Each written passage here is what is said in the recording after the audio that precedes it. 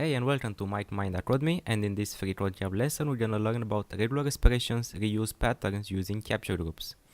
Now, some patterns will occur multiple times, so it will be wasteful to manually repeat the regex over and over again. There is a better way to do this, and that is using the substrings. You can search for repeated substrings using the capture groups. Now, those use the round parentheses, and you can use them to find the repeat substrings. You'll just simply put the regex pattern inside those round parentheses. Now, to specify where the repeat will happen, you'll simply use a backslash and a number. The number starts at 1 and increases each time you add an additional capture group. So, for example, \1 will match the first group only. So here is an example. If we're gonna have a repeat string, regex space regex, we're gonna put in curly brackets \w with plus, which will match, and then after this we'll have the \s, and this one will only match it once.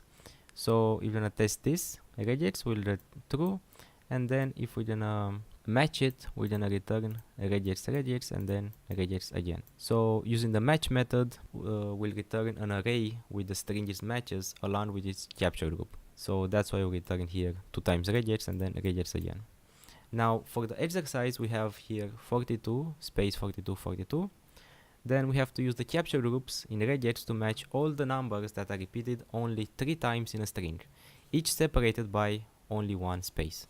So in order to do this, this is very simple. We just have to use not the simplest, but quite simple.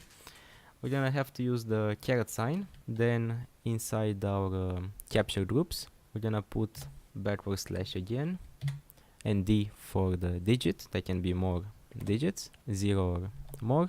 Then after that, we're gonna put the space, which is represented by backward space, the S letter, and then we're gonna want to repeat it once, and then again space, and then again 1 to be repeated as well, and it has to be at the end. So let's test our oh, and a small note here, we can't use global because this will mess everything up, because it will match everything with everything. So stay away from global when using the capture groups. So let's run the test, and your powers combined.